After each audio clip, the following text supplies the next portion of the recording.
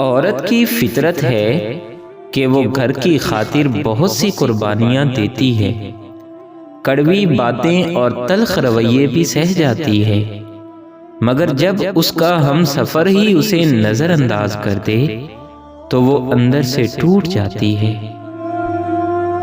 ایسے لوگوں سے کبھی شکوہ نہ کریں جو اپنی غلطی ماننے کو تیار ہی نہ ہوں، اور نہ ہی انہیں یہ احساس ہو کہ واقعی انہوں نے غلط کیا تھا۔ وقت ایسے لوگوں کو بہترین جواب دیتا ہے۔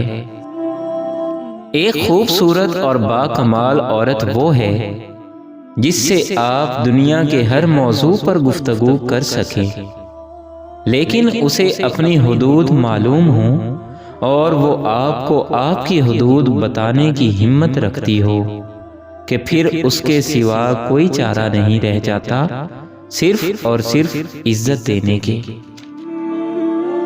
مرد کی خوبصورتی اس کی شکل میں نہیں، اس کے الفاظ میں ہوتی ہے۔ اگر اس کے الفاظ بدصورت ہو جائیں تو اچھا خاصا دکھنے والا مرد بھی مکروہ لگنے لگتا ہے۔